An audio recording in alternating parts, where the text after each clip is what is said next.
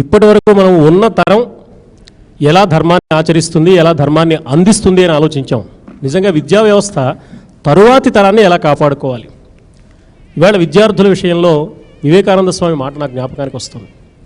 ఈనాడు విద్యాలయాల సంఖ్య పెరుగుతోంది, విద్యార్థుల సంఖ్య పెరుగుతోంది, విద్య మాత్రం తగ్గుతోంది అన్నాడు ఆయన. ఏనాడో వివేకానంద స్వామి పడిన ఆవేదనది. ఆనాటికి ఈనాటికి ఆ ఆవేదన పదింతలుగా పెరగడానికి కావాల్సిన వాతావరణమే కనిపిస్తుంది.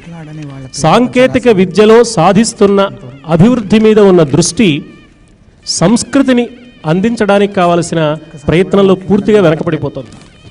ఈవేళ తల్లిదండ్రుల ఆలోచన విధానం కూడా ఎలా ఉందంటే, ఎన్ని లక్షలైనా సరే ఆ యంత్రంలో మన వాడిని పడేస్తే గిరగిర తిప్పేప్పటికి వాడు ఇంజనీరో డాక్టర్ అయ్యి చూసుకో అనే పరిస్థితి ఉంటే చాలు.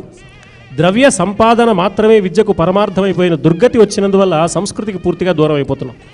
ఏది చదువుకుంటే ఎక్కువ సంపాదించడానికి వీలవుతుందో అది చదువుకోవడమే తప్ప ఈ చదువు ద్వారా కావలసిన సార్థకత కోసం మనం ప్రయత్నం చేయలేకపోతున్నాం.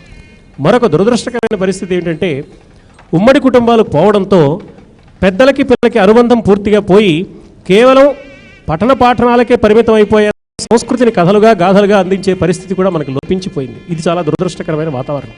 ఇది ఇలా ఉంటుండగా చాలా చిన్నప్పుడే వాళ్ళ concept schools, model schools, success schools వచ్చేసినందువల్ల వీళ్ళందరూ పడేస్తున్నాం.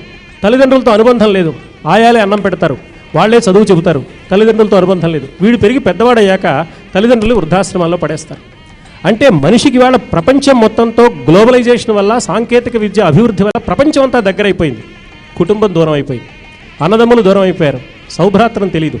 భారతీయ సంస్కృతికి సంబంధించిన రామాయణ గ్రంథాన్నో, భారత గ్రంథాన్నో, అందులోని కొన్ని కథాంశాలను పాఠ్య గ్రంథాలుగా పెట్టే స్థితిని గురించి ఆలోచించలేకపోతున్నాం. ఇవాళ ఒక లైంగిక విజ్ఞానాన్ని గురించి, ఒక హెచ్ఐవిని గురించి ఒక పాఠ్యాంశం ఉండాలి సమాజాన్ని రక్షించుకోవడానికి, ఇది చాలా అవసరం అని ఆలోచిస్తున్నాం. అది ఎంత అవసరమో నిర్మాణాత్మకంగా ధర్మాన్ని ప్రబోధించడానికి, భారతీయ సంస్కృతికి నిధానాలైన దివ్య గ్రంథాలలోని అంశాలు విద్యార్థులకి తప్పనిసరిగా అందించడానికి కావలసిన ఆలోచన ప్రభుత్వం చేయాలి, సంస్కర్తలు చేయాలి, మేధావులు చేయాలి.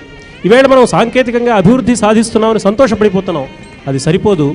విద్య కేవలం బ్రతుకు తెరువును చూపించేదిగా మాత్రమే కాక బ్రతుకు యొక్క పరమార్థాన్ని కూడా చూపించేదిగా ఉండాలన్న విషయాన్ని మనం విస్మరించినప్పుడు ఈ జాతి చాలా నష్టపోతుంది. ఇప్పటికే చాలా శాతం నష్టపోయింది. ఇంకా పరిపూర్ణమైన నష్టాన్ని పొందకముందే మేలుకోవలసిన బాధ్యత మనకుందని అందరూ గుర్తించవలసిన అవసరం ఉందని నేను అనుకుంటున్నాను.